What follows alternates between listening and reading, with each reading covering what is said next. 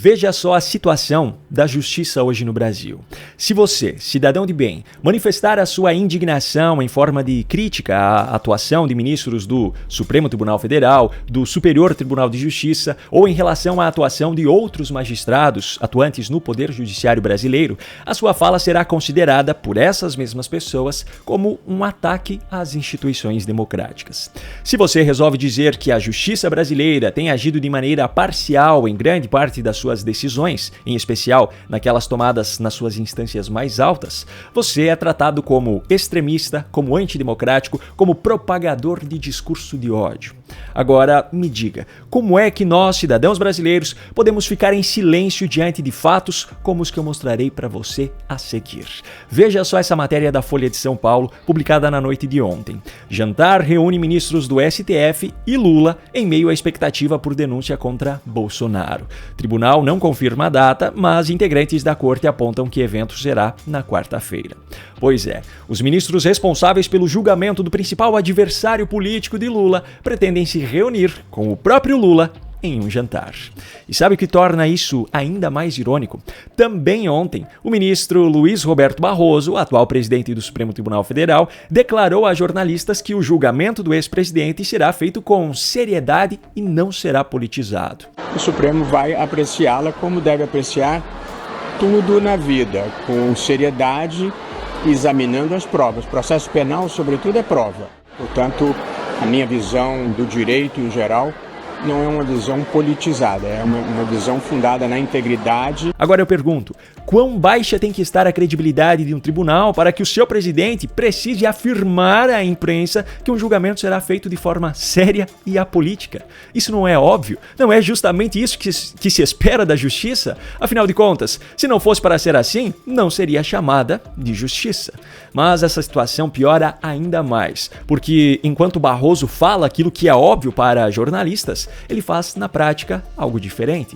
O jantar em questão, que estava previsto para acontecer nessa quarta-feira, seria promovido pelo próprio Barroso em sua residência. Ou seja, o próprio presidente do tribunal que julgará o principal adversário político de Lula é quem promove o encontro dos demais ministros desse tribunal, justamente com Lula. E outra coisa, Luiz Roberto Barroso é o mesmo que disse em um evento da UNE tempos atrás a famosa frase "Nós derrotamos o bolsonarismo". Pois é, o bolsonarismo que ele diz ter derrotado é o termo ao qual eles próprios, os ministros, atribuem aos defensores do ex-presidente Bolsonaro, que é justamente quem será julgado por Barroso e pelos demais ministros. Bom, em relação ao jantar, fica muito claro para o cidadão brasileiro que há muita coisa errada por trás dele. Só que os ministros consideram que não há nada de errado nisso. Portanto, o que se esperava nessa situação era que os ministros explicassem ao cidadão brasileiro os motivos pelos quais não haveria nenhum risco de interferência no julgamento, não é mesmo?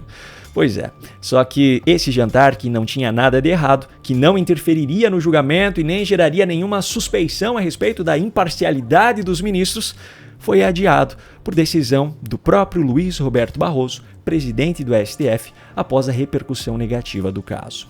Agora eu pergunto, se esse jantar não provocaria interferência no julgamento, por que então foi adiado? Não seria essa uma prova de que realmente esse encontro levaria à suspeição em relação à imparcialidade dos ministros?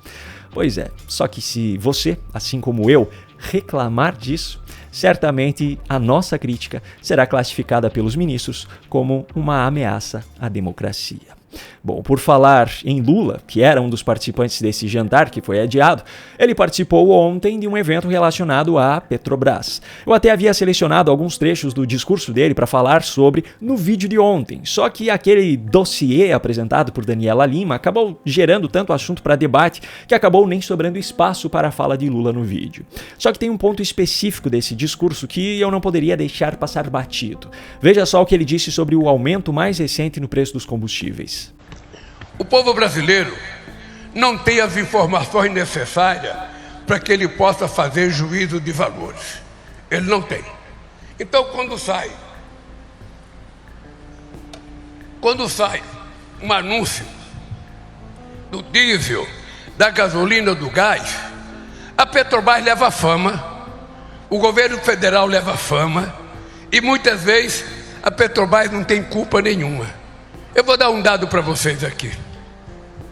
O povo não sabe que a gasolina sai da Petrobras a R$ 3,04 e que na bomba ela é vendida a R$ 6,49. Ou seja, ela é vendida pelo dobro do que ela sai da Petrobras. Mas quando sai o aumento, o povo pensa que é a Petrobras que aumentou. E nem sempre é a Petrobras, porque cada estado e cada posto tem liberdade de aumentar a hora que quer. E os impostos pagos são ICMS para os estados, como o último aumento que teve agora. Toda essa argumentação de Lula era para que ele, no fim das contas, concluísse incentivando o público a xingar os governadores. E eu estava dizendo para a máquina que é importante informar a população disso, para o povo saber quem xingar na hora que aumenta, para o povo saber quem é o filho da mãe disso. Pois é, só que o termo pejorativo que Lula fez questão de utilizar agora não foi utilizado por ele quando partiu do seu próprio governo a decisão de, em março de 2023, eliminar a isenção do PIS/COFINS, levando a um aumento significativo no preço por litro de gasolina e de etanol. O mesmo termo pejorativo não foi utilizado por Lula em meio a um pedido para que o público lhe xingasse quando partiu do seu próprio governo, em janeiro de 2024, a decisão de retomar a cobrança integral do imposto federal sobre o óleo diesel, levando também a uma elevação significativa no preço do litro desse combustível. É muito fácil para um presidente da República usar termos pejorativos e cobrar xingamentos por parte dos cidadãos quando outros políticos são responsáveis por medidas impopulares. Agora, é preciso ter um mínimo de caráter para assumir a responsabilidade quando a decisão impopular precisa ser tomada por ele próprio. Como você pode ver, esse mínimo de caráter Lula não tem. E por falar em caráter, ou melhor, na falta dele, veja só essa matéria da Gazeta do Povo.